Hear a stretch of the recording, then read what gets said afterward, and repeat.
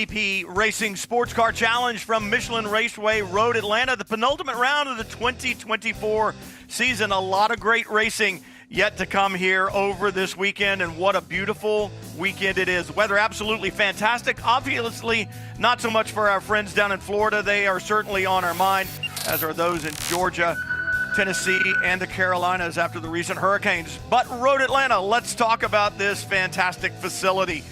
12 turns, 2.54 miles around this racetrack. It is an up and down roller coaster that can throw you into the weeds quickly. Turn 1, fastest corner on the racetrack. Blindingly fast, uphill to turn 3, down through the S's, down in turn 6, turn 7. Turn 7 may be the most important corner on the racetrack because it leads you onto that long back straightaway, heavy braking into turn 10, and you can get some passes done there. Remember, VP Racing SportsCar Challenge, 2 different classes, but this is a sprint race format. 1 driver in each car, 45 minutes. We've got the P3 category for LMP3 based machineries. Those are the prototypes, and then GSX. Welcome in, everyone. Brian Till, along with Jeremy Shaw. And Jeremy, what a day we've got here at Michelin Raceway Road Atlanta. Weather absolutely perfect for this sprint race 2-class format. Couldn't have dreamt for anything better than this. As you say, our thoughts are with all those folks who've been struggling as the result of the effects of those hurricanes, and it's certainly depleted this field somewhat. The Performance Tech Motorsports elected not to make the trip up here with their pair of LMP3 cars, and various others affected in GSX as well, including Angus Rogers, who's based down in Sarasota there. So our thoughts with all of those guys. But look, it's a small field here, but it's a competitive field, I hope, and particularly at the front in LMP3. It's great to see a couple of new cars here this weekend over from Europe. The Gepard Interlogics Motorsports team with a pair of cars for Marcus Pommer, who will start 4th on the grid in car number 31, and Valentino Catalano, another young German, 18 years of age. He's not had much practice time, unfortunately. They had some problems getting the car into IMSA specifications for this event, but he will start a shotgun on the field in car number 30 in LMP3.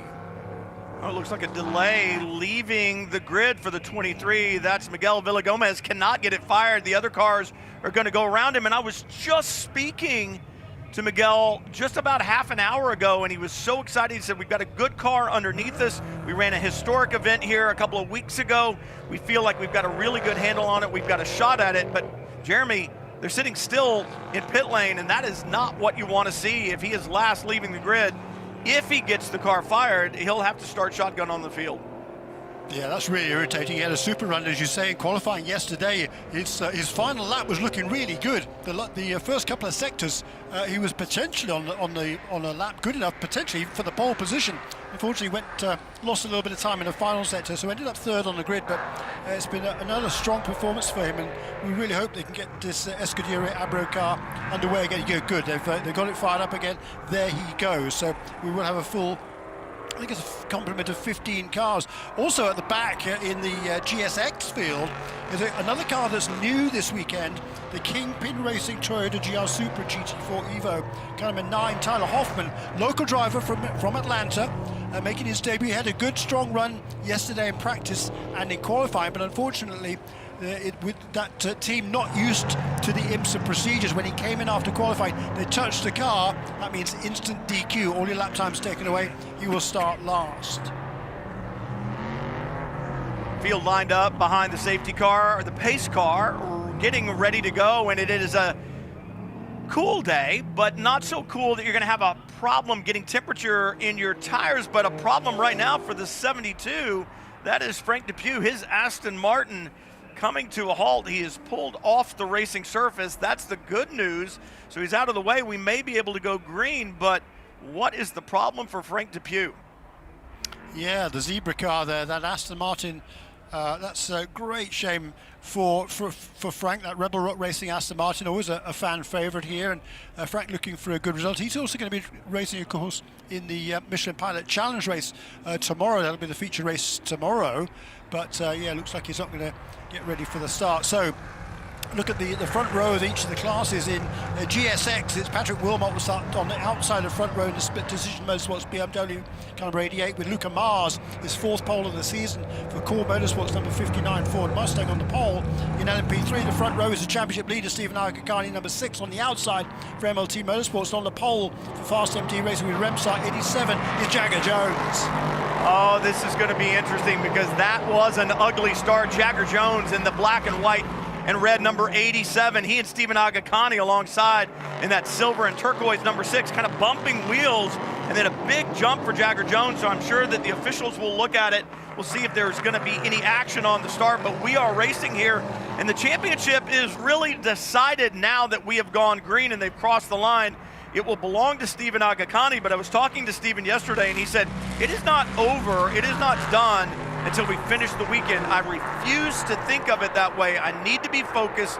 I want to end the season on a good, strong note. I'm going to race like the championship is still on the line.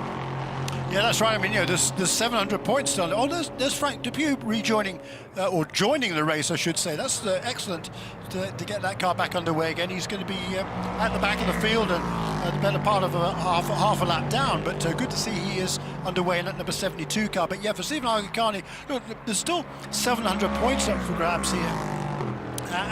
By starting the race today, that pretty much ties it up for him. But he looks to finish the season on a high note. Started off the year with a pair of wins at Daytona International Speedway, and would love nothing more than to finish it off the same way here at Michelin Raceway Road Atlanta. Of course, Jagger Jones was not at Daytona, so he will have something to say about that.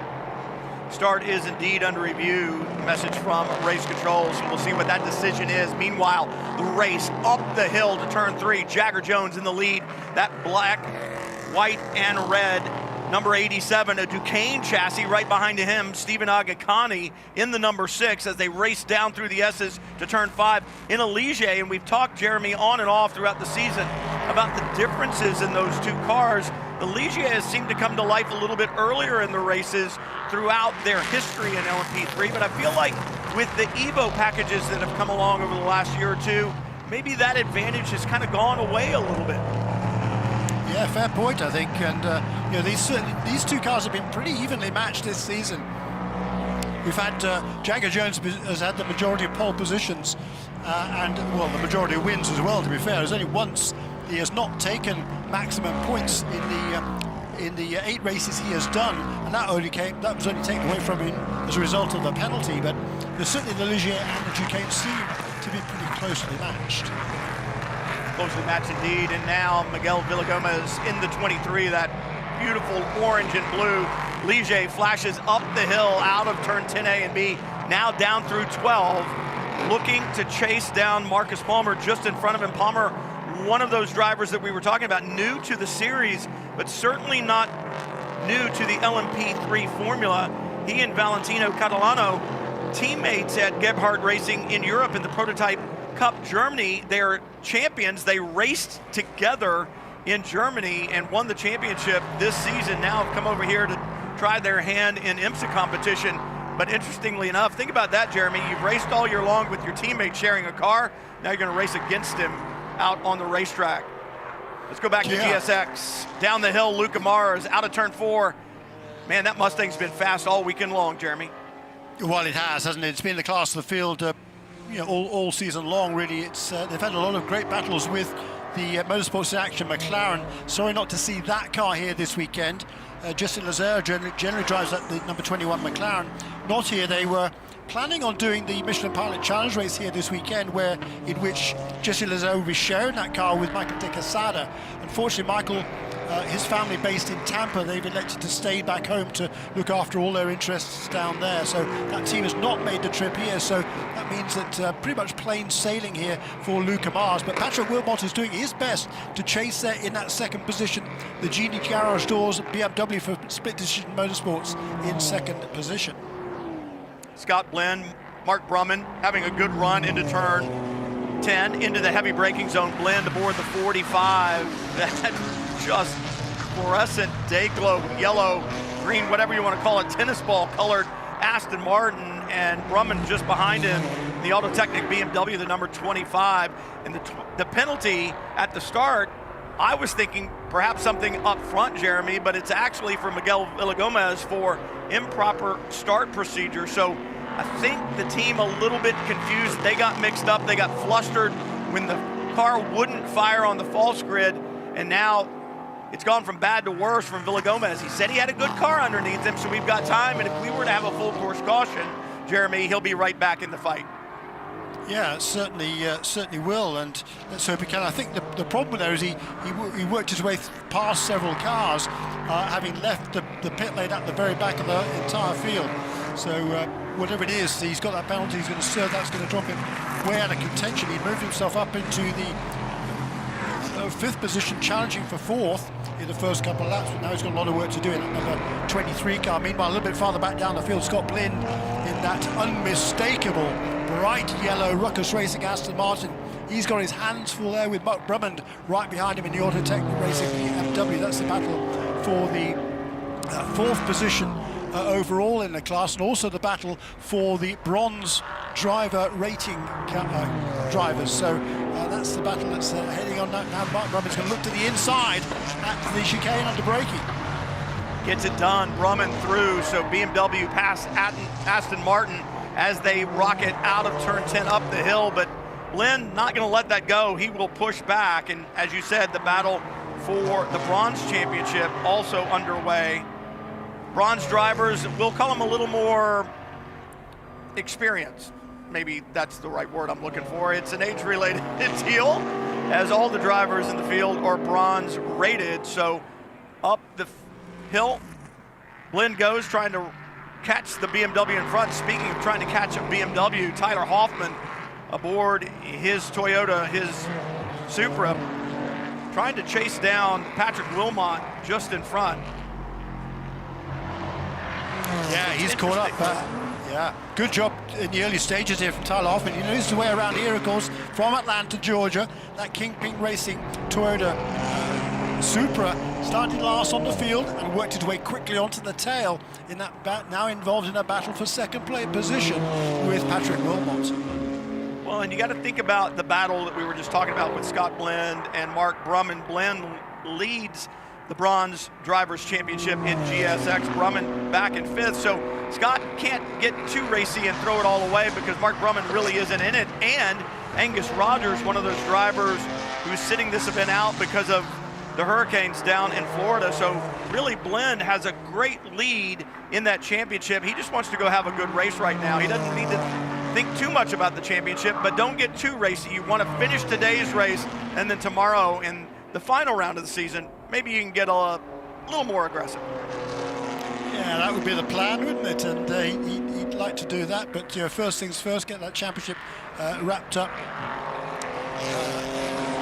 Second position wrapped up in the championship for the number 88 car of Patrick Wilmot. It's been a really good season. It's a little team from Tennessee. They worked so hard. There's so much enthusiasm there. It's wonderful to see great family atmosphere there in that BMW and BMW team. And Patrick Wilmot driving as hard as he can to hold off Tyler Hoffman's Toyota.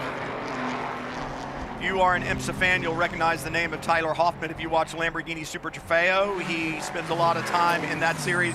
Good to see him here in VP Racing SportsCar Challenge. And right now, Scott Blinn now kind of falling back, or should I say maybe Sean Quinlan moving into this battle there aboard his Stephen Cameron Racing Mustang, a car very similar to the one out in front overall in GSX. That would be Luca Mars, and Quinlan having a good run here at Road Atlanta. He's 4th in the GSX Bronze Drivers' Championship, and he'd like to move up a little bit, and Tyler Hoffman trying to move up and around Patrick Wilmot as they come underneath the bridge, dive down towards turn 12. Wilmot wants to have a car to roll back on the trailer at the end of the weekend, and Tyler Hoffman wants to show that he can contend for podium position. So a great battle here as they head to turn 1. It's BMW and Toyota. Toyota seems to have really good traction off the turn 10A there at the chicane. over the top of the hill, but Patrick Wilmot able to keep his ground there and keep that BMW just about ahead as they turn into the final corner, turn 12, and through the S's, very closely matched, both of those two cars. The BMW clambering over the curbs at turn 5 on the inside, a little bit farther back. There's a super battle with Mark Brumman just ahead of Scott Blind, and Sean Quinlan right there also in that Stephen Cameron Racing Ford Mustang. So the BMW, Aston and Ford battling away for position and for the bronze category. Multi-class racing in IMSA VP Racing SportsCar Challenge. You see it in turn 7 as prototypes beginning to work through the GSX field. Jagger Jones, the first car through. I was talking to him yesterday. He said, I believe that the first car through traffic always has the advantage, and I think sometimes that's a little bit different, Jeremy, but Jagger likes to be the one that puts the hole in the traffic and gets his way through and leaves Stephen Agakani to work his way through. I often think that the second car has the advantage because you've got a car in front of you that's moved everybody out of the way, and now the slower class knows that you're there. Speaking of there, Tyler Hoffman is there on the rear wing, and both of these cars are going to have prototypes on them. I would think by the time they get to turn 5, this is a great battle. Hoffman's not going to want to let prototypes through, and for the prototypes drivers, this is where the education in multi-class racing really comes in, Jeremy. You're learning to ply your trade as you hope to move up to the higher ranks in the WeatherTech SportsCar Championship. I think Jagger Jones played that perfectly, perhaps just a little breathe off the throttle down the hill to give himself a little bit margin so he can get the run, get the pass done cleanly down the straightaway as they head down between turn 5 and 6, and that leaves Agakani to deal with the mess in turn 7. Yeah, that's exactly right. And that last lap, as Jagger Jones has to work his way through the traffic, cost him the better part of three seconds on his overall lap time.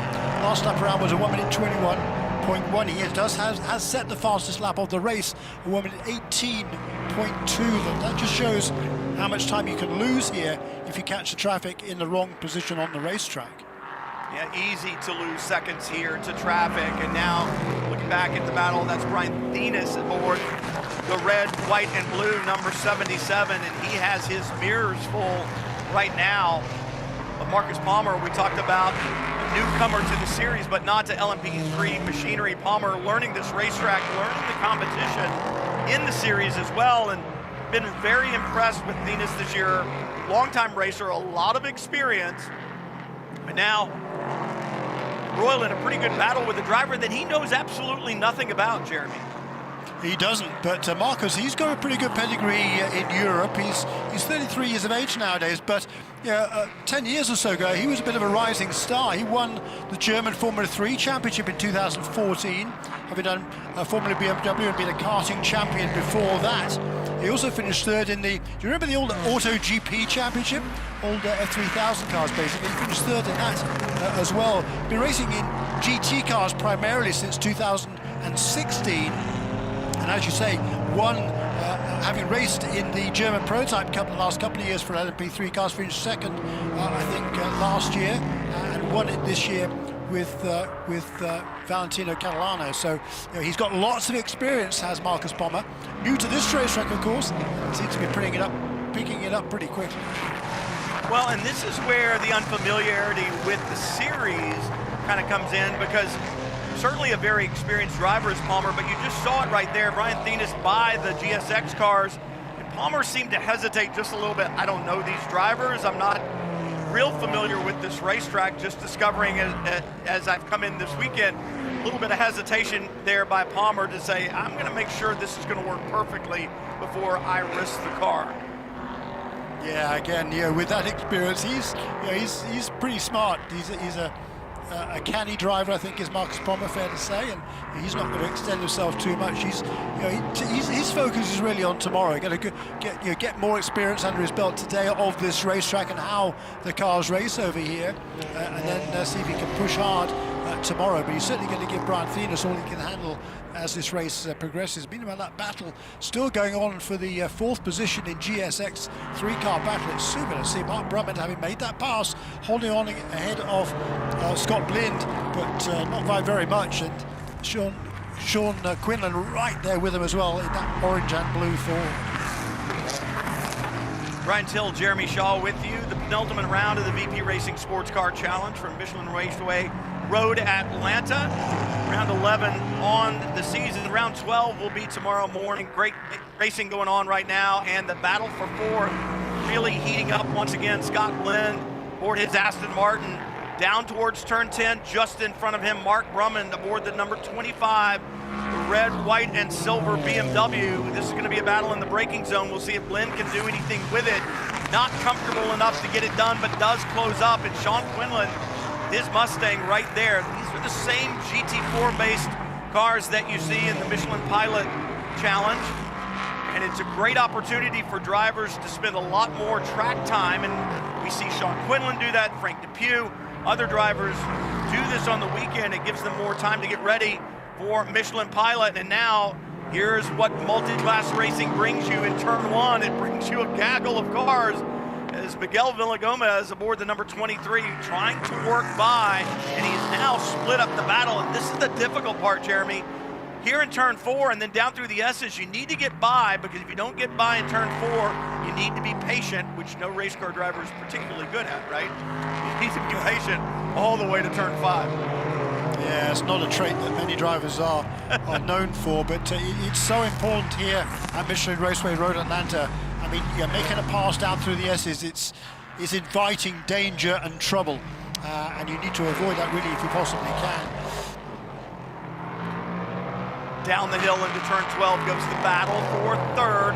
Brian Thenis, the red, white, and blue number 77, has the position. Marcus Palmer wants it, the newcomer, and what I see in a driver like Palmer, like you said, Jeremy, very experienced driver, very fast driver, good pedigree underneath him. What I see is somebody who is patient, someone who's a good student. He's learning the entire time, learning this racetrack, learning the multi-class format of VP Racing, learning the competitors that he's running with, and he has closed down again on Thenis. Traffic split this battle last lap, but Palmer really closing back up. He is, and he definitely wants to try and find a way past if he possibly can. That is for sure, and a good battle here developing. Brian Thenis, I mean, this guy's a legend for me. He's a great character, number one, and number two, he's a heck of a driver for somebody who's yeah, I mean, look, he's into his 60s now, 61 years of age, from Huntington Beach, California. He has the enthusiasm of a teenager still. He's been around the sport a long, long time. As you say, raced in the old Toyota Atlantic Championship back 20 odd years ago. Had some success there, and he's still fast. As Marcus Palmer is finding out, half his age he might be, but he's pushing hard. Exactly. I was watching in turn 1 in practice, and it's the most daunting corner on the racetrack, and Brian Thenis was not stymied by it at all, but the battle right now is in turn 10. Tyler Hoffman takes the position from Patrick Wilmot. Hoffman up to second in GSX, and that was a battle in the brake zone. Good stuff. Now, can Wilmot answer back? Looks to the inside in one. That Toyota's been really strong at the chicane, hasn't it? We saw it having good power down characteristics early on, but gets it done under braking there. Does Tyler Hoffman? It's been a good battle between these two. We'll see now whether Patrick Wilmot can hang with him. He was certainly very fast through there, through turn 3 at the top of the hill to head down through the S's. Hats off to both of these drivers, and think about the split decision team that you and I met last year at Daytona and how far they have come, Jeremy. I mean, a really impressive, like you said, family organization. They've done a lot with a little, and they just continue to grow and had better and better performances throughout. And look at this, side by side, Wilmot with an aggressive move into 7, gets it done, but will he hold on to it, Jeremy? Down the long back straightaway now. That was a brilliant pass, wasn't it, there by Patrick Wilmot. I mean, there was a slight opening there that Tyler Hoffman left, and that BMW filled that slot instantly. But again, good traction off the corner. That Toyota, look at the straight line speed it has. Patrick Wilmot's going to have to brake super deep here to hold on to that position. Is Hoffman going to be able to hang on around the outside? No, he's not. So super battle between this pair. This is great stuff. GSX, this is the battle for second as it heads through turn 12 to turn 1. Patrick Wilmot aboard his split decision BMW takes the position back from Tyler Hoffman, and this is far from over, closing down on 25 minutes to go in this 45-minute sprint race. Good battles around the racetrack as Sean Quinlan aboard the number 19. His Mustang has gotten by Scott Blend in that bright yellow number 45 Aston Martin as prototype traffic works through. And now Quinlan with his sights set on the 25 of Mark Brumman just in front. And Mark Brumman is one of those drivers, Jeremy, that we have seen grow all year long. I spoke to him yesterday and he said, I just want to be a better racer. And that's what we've seen. He had really a stellar weekend at VIR, had some problems, but his performance was not a part of the problem. His performance was really, really good, and it's a driver that we've seen improve all throughout the season. Yeah, absolutely true. And he's been driving also in Lamborghini Super Trofeo as well. And we've seen him race here at Michelin Raceway Road Atlanta a kind of few times on one-off occasions over the last several years, but he's driving a lot more this season in different cars. And that has certainly helped him, driving really, really well indeed. To go back to that battle here for second position in GSX. Tell you what, might be the smallest field we've had this season, but some of the best racing. Patrick Wilmot still holding on now ahead of Tyler Hoffman, having made that pass back again to move back to second place. Once again, the field a little bit smaller this weekend. Final race of the year, but Mother Nature has not been kind to some of the competitors that we would normally see. So drivers and teams electing to stay home with their friends and family in Florida, Georgia, the Carolinas, Tennessee, and our hearts and best wishes go out to all of those affected by the hurricanes recently, but the racing has been intense. Take a look at this, a little bump and run. Marcus Palmer and Brian Thenis down the straightaway there. Just a little side-to-side action. I'm not sure who moves into whom there, Jeremy. It looked to me like the black car on the inside moved a little bit to his left there on Brian Thenis, but Thenis, having known of that, he doesn't manage to hold on to that position. But, Brian, he loves a good battle. I mean, he won't be upset by that at all, I don't think. It was certainly, it certainly looked to me that Palmer was trying to make a point there, but Brian Thenis absolutely not to be daunted at all. Yeah, nobody flinching in the battle for second in GSX either. Patrick Wilmot places his BMW squarely in the middle of the road, saying to Tyler Hoffman, if you want by, you're either going to have to take a very narrow line on the inside or you're going to have to go the long way on the outside. Hoffman not able to do it, and I'm wondering, Jeremy, if perhaps Tyler Hoffman is saying, okay, I'm not going to do it right now. I'm just going to sit and wait and lull you into a false sense of security, or can he not get it done? That's the question. Good question. I mean, we are exactly halfway through this race, 22 and a half minutes now. So there's still plenty of time to go for Tyler Hoffman, and plenty of time also for Patrick Wilmot to be studying his mirrors and worrying about that car behind him. There's a second place car overall. The LMP3 car goes through on the inside of Hoffman, lets him go through. They're going down the hill through the S's. So Stephen Agacani now in between that pair as they head through turn 5. That's certainly good news for Patrick Wilmot in that split decision BMW. We talked about this earlier. Stephen Agacani is not the same young driver that I met a few years ago. His maturity level, his racecraft, his championship thinking is completely different than it was when I first met him and he stepped into professional racing as a very young teenager. And just so impressive to see the way that he's managed this championship and the way that he managed traffic right there. I would say Stephen Agacani 3 or 4 years ago would have tried to get that done on the way into turn 5. And just the experience and the maturity that he has gained over the years has got him to understand how to not only manage a race, but manage a championship. And I think that's really been cool to see that maturation process.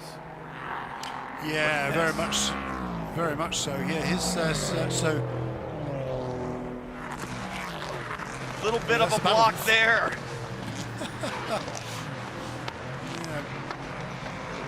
Marcus Palmer will not like.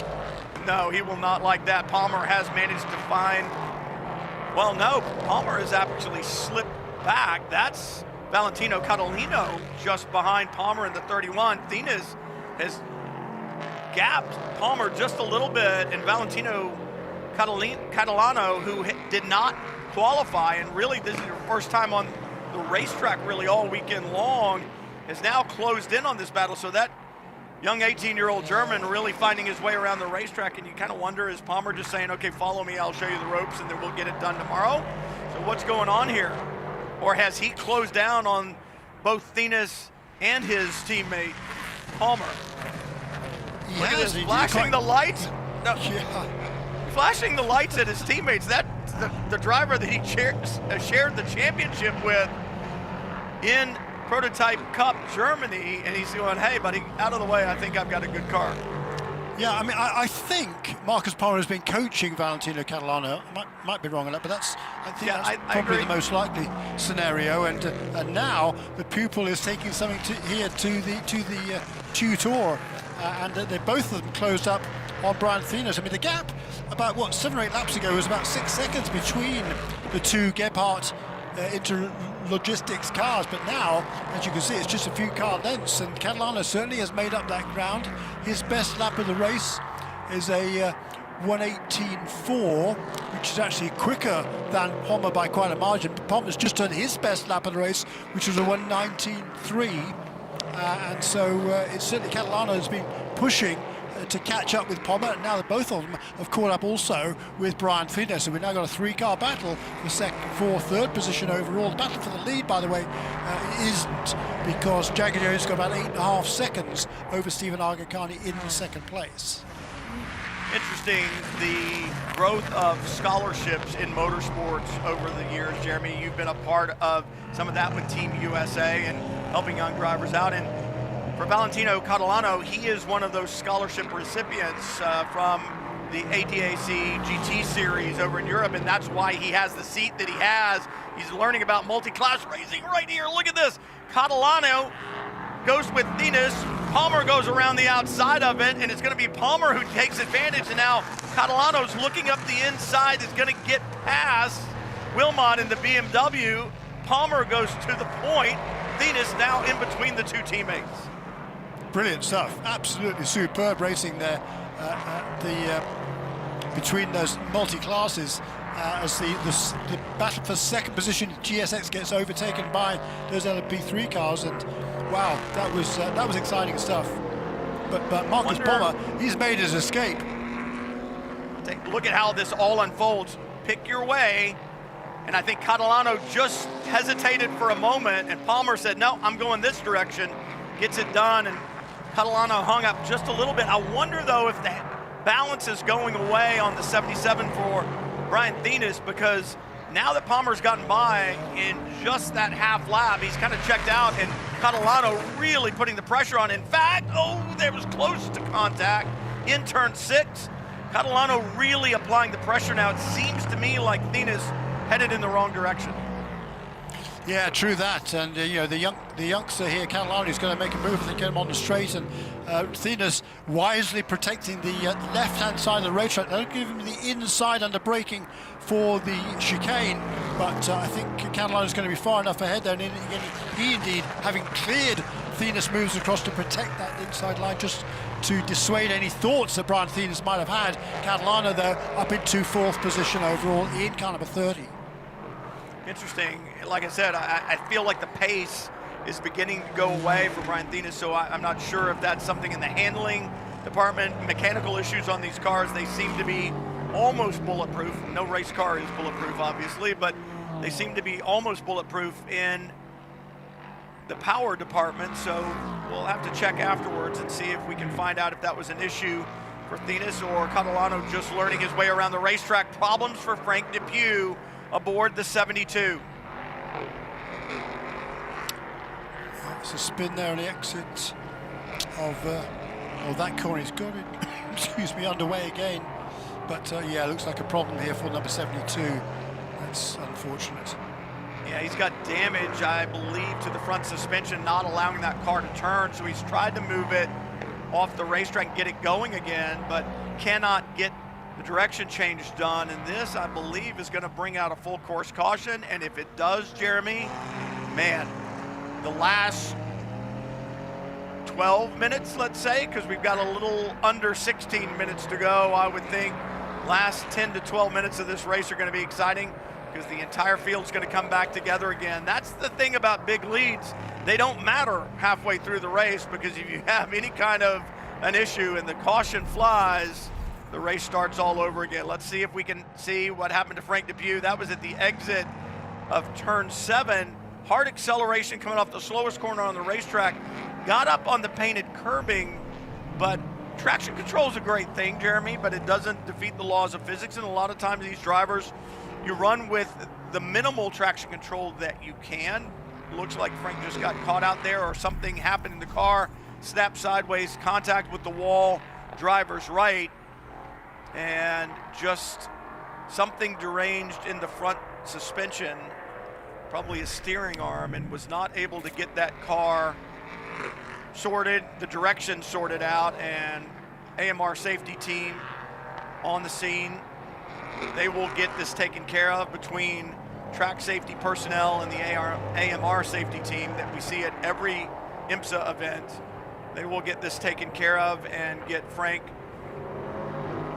out of the way, get the driver taken care of. That's the most important thing first, right? Get that taken care of, and then get us back to racing as soon as we can. Yeah, the good news for Frank Depew is having lost control of the car, there was a tyre barrier there on the inside of that corner, the exit of the corner, so the contact was made with that, which is a lot better than hitting the concrete wall, which is actually now nosed up against the concrete wall. Having got out of the tyre barrier, he made it another 100 yards or so and pulled off the road on the right hand side. And I think you might be right there, it looked like the car just pulled off pretty much on its own. I don't think he had any steering on that car, but the damage could have been a lot worse, that's for sure. But what a shame for Frank. He's had a difficult season, but again, he's certainly improving his pace as the year has gone along, and this won't be the way he wants to finish this season. He's got one more race, of course, to go in this championship, plus he's also racing in the Michelin Pilot Challenge race tomorrow, where he'll be sharing an identical Aston Martin with Robin Liddell.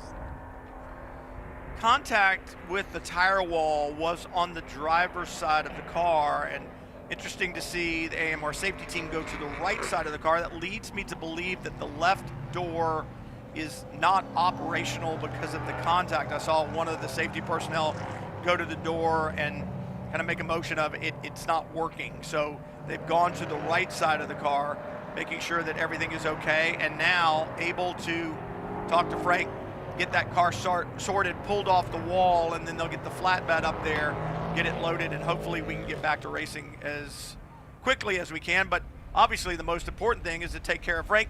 I was going to say this earlier, it's not the fatheads that are around the racetrack rooting on Patrick Wilmot, it's the patheads, as they call them, and you will see patheads all around the racetrack, and I can't quite tell where they are, but you see their sponsors, Genie Garage Doors, underneath them. And I don't know, Jeremy, I'm not sure I'd want a picture of me blown up around the racetrack. But Patrick Wilmot, he's a good-looking guy. In fact, I think he actually led the effort to have the patheads placed around the racetrack.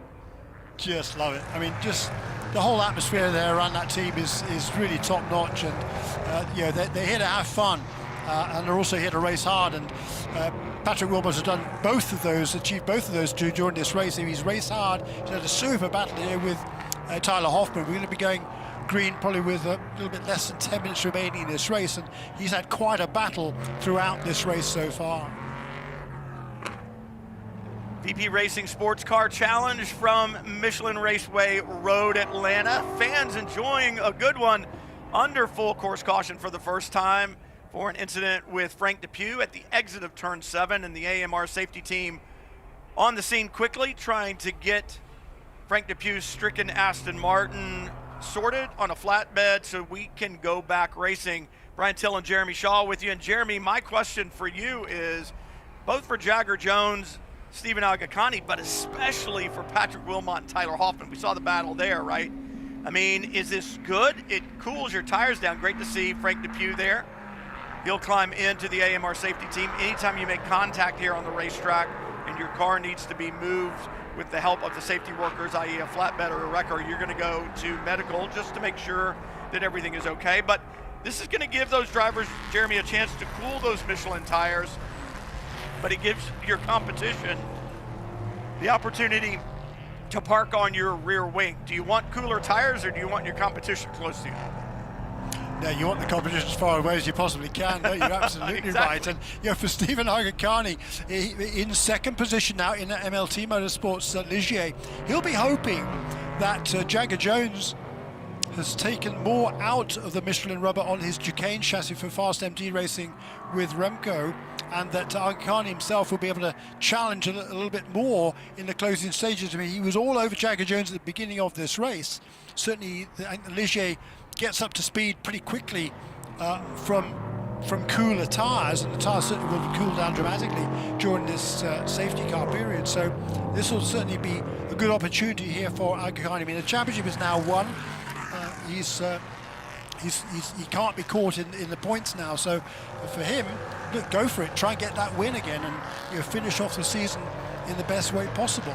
But for Jagger Jones, he's the guy in this entire field who didn't want to see this caution period, because he was way out in front. He'd pulled out almost 10 seconds over Agakani. Also set the fastest lap of the race, 1 minute 17.9 for Jagger Jones, which is about 3/4 of a second away slower than his fastest lap record set here last year. Field behind the safety car, Jagger Jones in front of Stephen Agakani, and really the unanswered questions. We're not doing a class split, so there is some GSX traffic mixed in here as well, but for Stephen Agakani, the known is in front of him. The unknown is behind him, because just behind the third car in line, which is Luca Mars aboard the 59 GSX Mustang, that's the leader in GSX, sits Marcus Palmer and Valentino Catalano, who are complete unknowns to Stephen Agakani, and that duo showing up with the Gebhardt Interlogics Motorsports Group from Europe, championship-winning drivers, championship-winning team, and beginning to learn this racetrack. These two drivers have come alive in the last few laps, and they, I believe, are going to get around Luca Mars very quickly on this restart. And Stephen Agakani may not have to think about how am I going to get past Jagger Jones for the win. He may need to think about how am I going to stay in front of these two drivers behind me that I know absolutely nothing about. Yeah, fair comment. The good news for Agakani is that he does have that GSX leading car, Luca Mars, the Ford Mustang for Core Motorsports, between himself and the two overall leaders. So that's certainly good news for Agakani. Bad news for Palmer, but as you say, Palmer has got his young teammate Catalano right on his tail, and Catalano's got the faster lap of the pair by about 0.3 of a second. So for the first time here, and having had very little track time at all this weekend, Catalano's done a really, really nice job running there in the fourth position. And for Brian Thenis, look, he knows he's not out of this. He's going to be challenging hard, but I think he's got a couple. No, he hasn't. No, he's right behind, isn't he? He's right behind the two Gebhardt cars. So third, fourth, and fifth in LMP3 are going to be nose to tail at the restart, and that is certainly going to have Brian Thenis rubbing his hands with glee in anticipation of the restart, which I think is coming up pretty shortly. Restart about to take place. Michelin Raceway Road Atlanta VP Racing SportsCar Challenge. Jagger Jones has the lead overall and in the P3 category as he rockets out from underneath the bridge down through turn 12. Stephen Agakani owns the championship, but he'd like to leave here from Road Atlanta with at least one race win. It did not take long for Palmer in the 31, the third place car in P3, to get past the Mustang of Luca Mars. Did Catalano make it through as well? And will this battle for the lead turn from 2 cars to 4? We'll find out. Down through the S's, looking up at the top of the hill, Catalano cleared Mars as well. The teammates from Gebhardt are going to be in pursuit. Are they going to work together to try to close down on Agakani, or are they going to fight amongst themselves? Really good restart there for Jagger Jones. Stephen Agakani was right with him as they took the green flag, but then coming down through the S's in particular, I think Jagger Jones able to put maybe a tenth or two of a second between the pair, and he's extended his lead now. He's probably got 10-12 car lengths as they head down the back straightaway towards the chicane for turn 10 with just over 5 minutes remaining in this race. We're used to seeing P3 field dominated with Ligier chassis in numbers, but right now in the top 4, it's 3 Duquesne chassis, 1 Ligier, the Ligier being that of the number 6 of Stephen Agakani, the silver and turquoise number 6 through the apex of turn 12. Jagger Jones doing what he has done all season long, rocket ship quick, on restarts, very fast, very aggressive, on the tires that have cooled down a little bit. He has leapt out in front of Agakani, opening that gap a little bit, and it'll be interesting to see if Palmer and Catalano could close the gap. Yeah, I don't think they've quite got the pace to catch the 2 leaders, but certainly Catalano, he's very much got his eyes on the podium here. He would love to get past Marcus Palmer and take away that pole position. He's flashing the lights here as he heads up towards turn 6. I think Marcus Palmer's been around long enough not to be put off by that, but certainly Catalano has shown himself to be a very racy young man. I do have to laugh. I think when Marcus Palmer was battling earlier with Brian Thenis, I don't know that I ever saw the headlights flash, and for the youngster Valentino Catalano, his fingers on the button almost every straightaway, Jeremy. So yeah, I don't believe Marcus Palmer is going to be too concerned about flashing headlights behind him, but this team, these 2 drivers, putting on a really good show here in their debut in IMSA competition. We talked about Gebhardt before. If you're a longtime fan of IMSA racing, you'll remember the Momo Group C cars that this team was an integral part of. Obviously not these drivers, but so longtime sports car racers, a lot of experience on that team. That experience showing here, as is the experience in type for both Palmer and Catalano in LMP3 based machinery. Yeah, very cool. Certainly that good to go about seeing a big history in sports car racing going back many years, and yeah, I remember them way back when they ran their own cars, and it's super to see that name back again here in IMSA. It's also good to see the Jones name as well. Jagger Jones out front, and he's extended that lead once again. It was about a second clear at the end of the first lap after the green, extended that by another 0.3 of a second last time around, and with it'll be a couple of laps to go, I think, as they cross the line this time. Jagger Jones is really cementing his authority at the front of the field over the championship-elect, champion-elect Stephen Agakani. All right, so what will dinner be like tonight for the Gebhardt team as teammates racing hard into turn 10? The youngster Valentino Catalano really putting pressure on Marcus Palmer down into turn 10 that time. I spoke with the team earlier and said, all right, so love to see you over here. It's fantastic.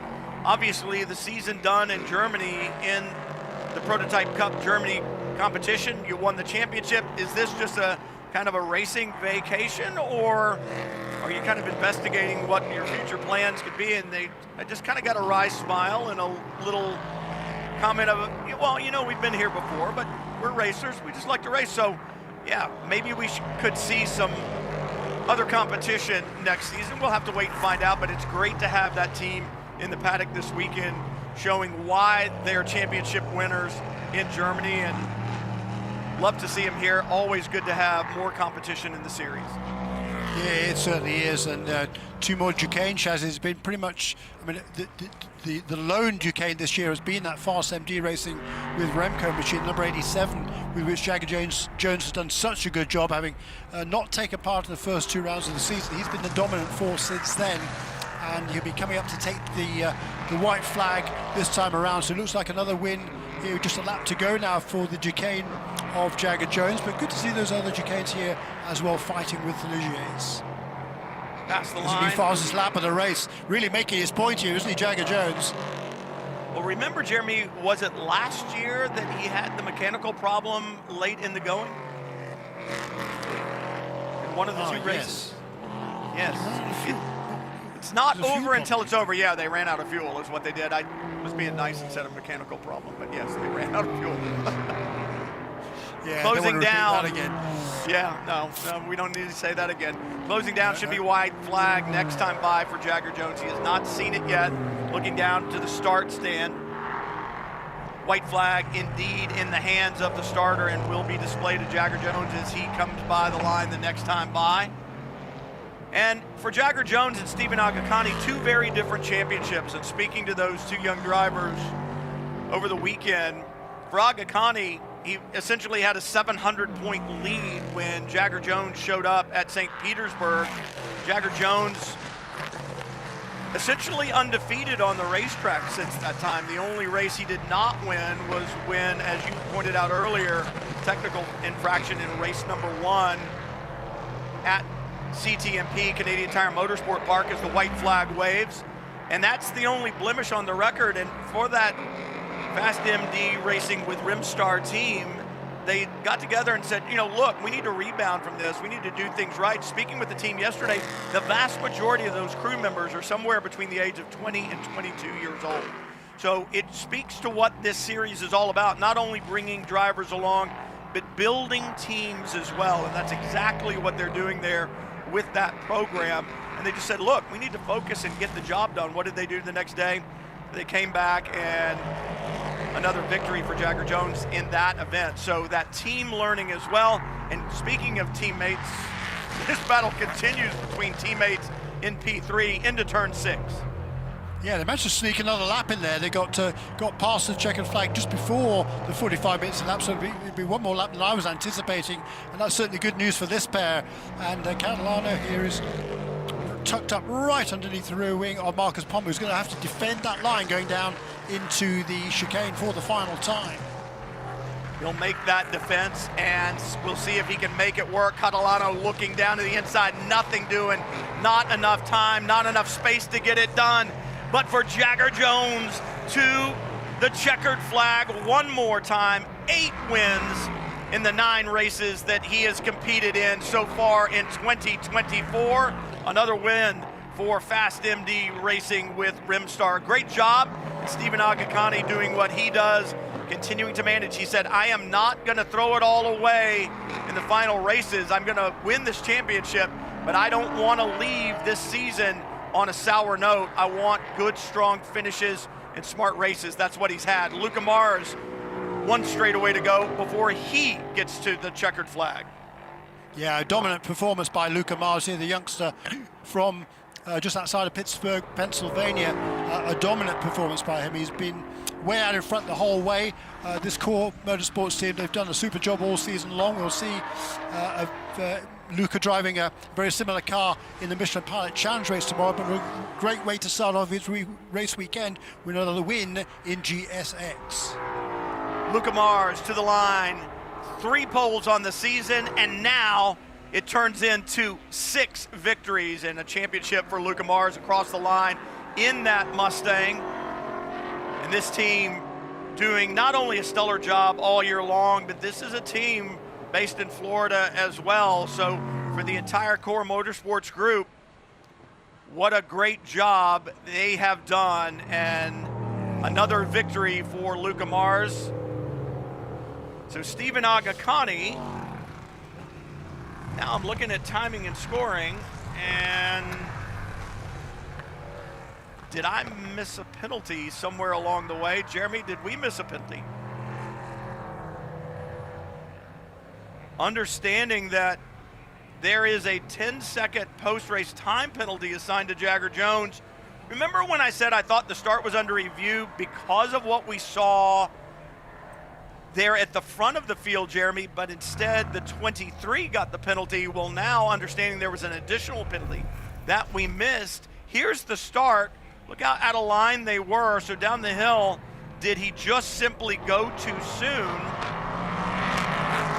The officials didn't like it. I thought they might not, but when the penalty came out for the 23 of Miguel Villa Gomez, I thought, well, that was the penalty that they assigned, and later the penalty was assigned to Jagger Jones. So Stephen Agakani takes the victory at Michelin Raceway Road Atlanta. The penalty for Jagger Jones, costly. He'll leave today's event with 7 wins, make it 4 wins now for Stephen Agakani. Wow. Yeah, that's taken everybody by surprise. Certainly us here. I mean, a bit of a tough call. I wouldn't have thought it was an obvious penalty there, but race control, clearly they've looked at it many more times than we have. Both of them were kind of banging wheels as they came down the hill, and a penalty has been handed down there, and Stephen Agakani takes that win. So the perfect way to clinch the championship for MLT Motorsports, locally based team. Still 1 race to go in VP Racing SportsCar Challenge. That will be tomorrow. Champions, though, decided today. We saw great racing throughout. Newcomers in the LMP3 category. Great job by Tyler Hoffman as well. He and Mark Brumman had some good runs, as well as he and Patrick Wilmot. Great racing. We'll do it all again tomorrow. VP Racing SportsCar Challenge. Great racing all year long. And remember, sprint race format for multi-class racing. This is where you learn your trade in the IMSA paddock. 2 different classes, prototypes and GT cars. We'll do it all again, and we'll wind up the season. We'll see you tomorrow from Michelin Raceway Road Atlanta. For Jeremy Shaw, I'm Brian Till. Thanks for joining us, everyone. Checkered flag.